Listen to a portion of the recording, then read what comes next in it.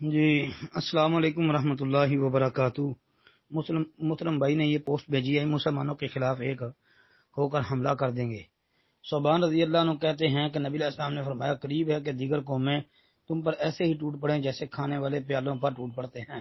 تو ایک کہنے والے نے کہا، کیا ہم مسلمان اس وقت تعداد میں کم ہوں گے؟ نبی علیہ السلام نے فرمایا، نہیں، بلکہ تم اس وقت بہت زیادہ ہوگے، لیکن تم سیلاب کی جاگ کی مانند ہوگے۔ اللہ تعالیٰ تمہارے دشمنوں کے سینوں سے تمہارا خوف نکال دے گا اور تمہارے دلوں میں وہن ڈال دے گا۔ تو ایک کہنے والے نے کہا، اللہ کے رسول، وہن کیا چیز ہے؟ نبی نے فرمایا، یہ دنیا کی محبت اور موت کا ڈر ہے۔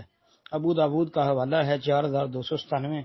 کہتے ہیں جی اس کی تحقیق کر دیں۔ محترم بھائی، یہ حدیث سنن ابی داود کے اندر موجود ہے جی، انشاءاللہ حسن ہے جی، ثابت روایت، یہ حسن درجے کی حدیث ہے۔ ابو داود کے اندر یہ روایت موجود ہے۔